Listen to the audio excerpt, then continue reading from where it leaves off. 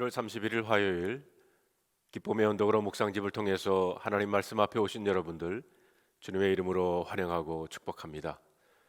오늘 우리에게 주시는 하나님의 말씀은 데살로니가 후서 3장 6절에서 15절까지 있는 말씀입니다. 제가 이 말씀을 세 번역으로 읽어보겠습니다. 형제자매 여러분, 우리는 우리 주 예수 그리스도의 이름으로 여러분에게 명령합니다. 무절제하게 살고 우리에게서 받은 전통을 따르지 않는 모든 신도를 멀리 하십시오. 우리를 어떻게 본받아야 하는지는 여러분이 잘 알고 있습니다. 여러분은 여러분 가운데서 무절제한 생활을 한 일이 없습니다. 우리는 아무에게서도 양식을 거저 얻어 먹은 일이 없고 도리어 여러분 가운데서 어느 누구에게도 짐이 되지 않으려고 수고하고 고생하면서 밤낮으로 일하였습니다. 그것은 우리에게 권리가 없어서가 아니라 우리가 여러분에게 본을 보여서 여러분으로 하여금 우리를 본받게 하려는 것입니다.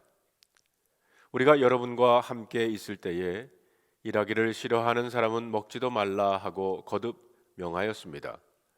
그런데 우리가 들으니 여러분 가운데는 무절제하게 살면서 일을 하지 않고 일을 만들기만 하는 사람이 더러 있다고 합니다. 이런 사람들에게 우리는 주 예수 그리스도 안에서 명하며 또 권면합니다. 조용히 일해서 자기가 먹을 것을 자기가 벌어서 먹으십시오. 형제자매 여러분, 선한 일을 하다가 낙심하지 마십시오. 누가 이 편지에 담긴 우리의 말에 복종하지 아니하거든 그 사람을 특별히 조심하여 그와 사귀지 마십시오. 그리하여 그로 하여금 부끄러움을 느끼게 하십시오. 그러나 그를 원수처럼 여기지 말고 형제 자매에게 하듯이 타이르십시오. 오늘 저와 여러분들에게 주시는 하나님의 말씀입니다. 기도하겠습니다. 주님 감사합니다. 새날을 허락해 주시고 이제 이 새날 다른 것 하기 전에 먼저 하나님 말씀 앞에 저희들 섰습니다. 이 말씀 가운데 광야와 같은 시대를 살아가는 우리들에게 주시는 하나님의 음성을 함께 듣는 시간 되게 하여 주시옵소서. 우리 주 예수 그리스도의 이름으로 간절히 기도하옵나이다. 아멘. 당시 초대교회는 극심한 박해 가운데 처해 있었고요. 그들의 마음에 와 닿는 말은 곧 얼마 있지 않아서 이러한 고통의 시간이 지나갑니다. 모든 것이 다시 회복되는 때가 오게 된다고 하는 것은 예수님의 재림이라고 하는 사건과 결부되어 전파되고 있었습니다. 예수님의 재림에 대하여 잘못된 인식을 가진 사람들의 생각을 바로잡아주기 위해서 바울이 보낸 편지가 바로 데살로니가 전후서입니다. 이들은 예수님의 재림이 실현되면 모든 것이 다 끝나니 구태여 애써서 일할 필요가 없다. 가정도 힘써서 지킬 필요가 없고 아이들을 학교에 보낼 필요도 없으며 사업을 위하여 계획할 필요도 없고 빚도 갚을 필요도 없고 학교에 다닐 필요도 없고 하는 등의 건전치 못한 생각과 행동으로 다른 이들에게 피해를 입히는 결과가 발생하게 되었습니다. 이런 그리스도인들의 모습을 본 사도 바울은 이것은 올바른 재림신앙이 아니라 모든 것을 자포자기한 질서 없는 삶이라 규정을 했습니다. 질서 없다는 말은 disorder라는 영어로 번역을 했는데 이것은 무질서의 상태, 혼돈의 상태, 난잡한 상태, 순서를 바꾸어 버린 상태를 말합니다. 이것은 절망 가운데 자포자기한 삶이지 신앙이라 할 수 없다는 것입니다. 데살로니가 후서는 데살로니가 교회에 보낸 바울의 두 번째 편지로 더욱 심해진 박해와 거짓 교사들의 잘못된 가르침 그리고 예수님의 재림의 지연으로 인해 혼란스러워하는 성도들에게 강권하고 있습니다. 1장에서는 박해 가운데 소망을 가져야 한다고 했고요. 2장에서는 그리스도의 재림에 대해서 그리고 3장에서는 재림을 기다리는 성도들의 삶에 대해 가르치고 있습니다.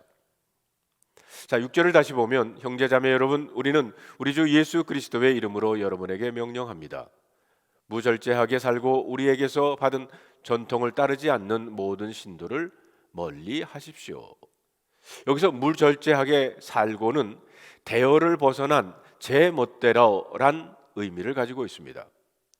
원래 이 단어는 군사 용어로 행군 중 대열에서 이탈하여 낙오된 병사의 모습을 나타냅니다.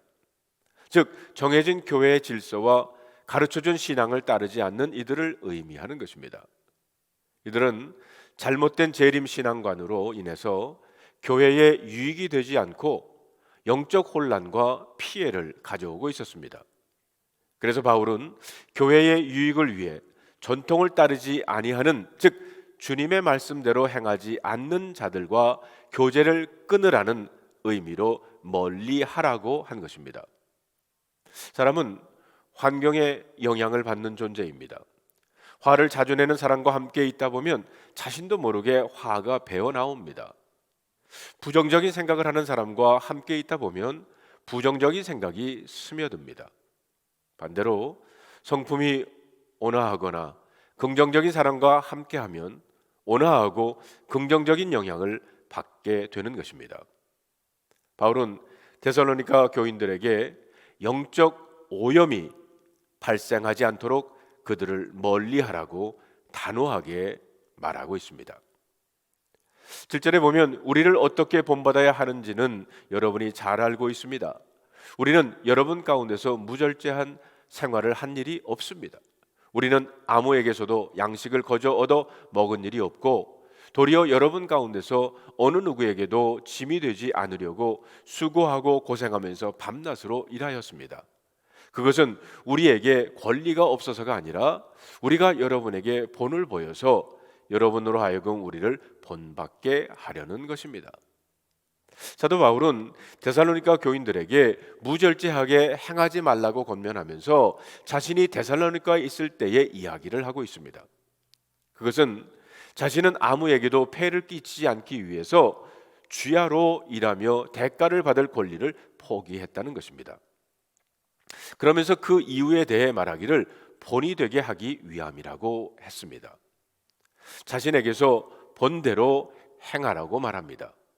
마치 오리가 자신의 새끼들을 뒤에 달고 다니며 오리의 삶을 보이듯이 목자가 양떼 앞에서 갈 때 목자가 갔던 그 길을 그대로 따라가듯이 우리들은 우리의 목자 대신 주님께서 보이신 삶을 본받아 살아야 합니다. 제자들은 예수님과 함께 생활하면서 그분을 보고 배웠습니다.